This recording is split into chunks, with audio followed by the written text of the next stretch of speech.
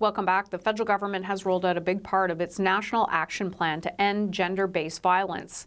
It launched last year, and a bilateral deal was signed with the province of Ontario today at a YWCA in Toronto. Let's bring in Megan Fitzpatrick, who's following this story. So Megan, what does it mean for people who are facing gender-based violence? Well, Hannah, the politicians who were at the announcement today, they include several MPs, including the Minister for Women and Gender Equality, Marcy Ian, and then provincial counterparts. They were saying that this money will help victims of gender-based violence, but really the overall goal of this national plan is to ensure there aren't any victims going forward in the future. The aim of the plan is to put an end to gender-based violence. In the meantime, though, this funding aimed at helping boost and expand existing programs for victims, but also a good chunk of it is aimed at prevention, some 25% of today's funding announcement. Today marks Ontario being the 8th province or territory to sign a bilateral agreement with the federal government. Several have already, including Manitoba, Saskatchewan, PEI, Nunavut, Yukon, Alberta, and Northwest Territories. The money that Ontario is getting amounts to $162 million over 4 years. There are a couple of key priority areas. I mentioned the prevention angle is one of them.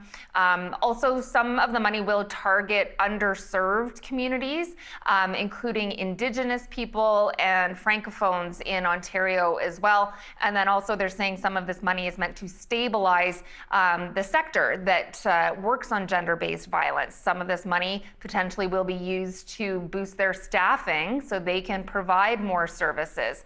Here's some of what Michael Parsa, the Provincial Minister for Community and Social Services, said at the announcement. Canada and Ontario's combined investments will further support victims and survivors of gender-based violence, as well as their families. These investments will also help to foster better sector collaboration that will focus on early intervention and provide reliable and timely access to culturally appropriate and accessible services. Now, we didn't get an exact breakdown of the funding, Hannah, so we don't know exactly how it's being dispersed across the province. Parsa did mention something about 400 partner recipients getting transfers from this pot of money, but we'll be watching for those details to see exactly who's getting this funding and where it's going. And there have been calls for Ontario to declare intimate partner violence an epidemic. Was there any mention of that today?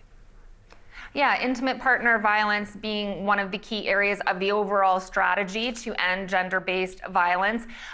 There was no declaration made today by the Ontario government or the federal government. The federal government has made an acknowledgement of gender-based violence being an epidemic, but not a formal declaration. Some municipalities have declared it an epidemic, including here in Toronto recently, with Toronto Mayor Olivia Chow doing that. But some advocates have been calling on the province to do it.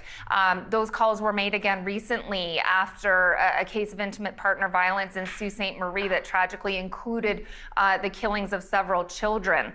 Today, Heather McGregor, who leads the YWCA in Toronto, she's one of those advocates calling for such a declaration, and she told me why that would be so important. Take a listen. Every time there is a murder and some violent event, people think about it. But having the government actually declare it an epidemic is big news. It's very important going forward.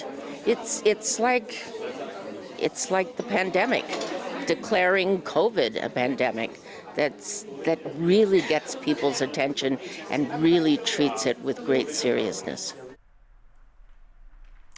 And when I followed up with the Ontario government about what McGregor said, Hannah, and why the province won't declare it an epidemic, they provided me with a statement saying they are focused on actions that deliver tangible, concrete results, that they are working hard on ending gender-based violence and have made significant investments in programs and services to support victims.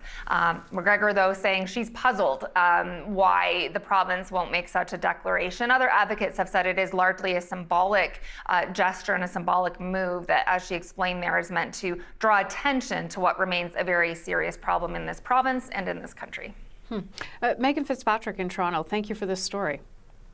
You're welcome.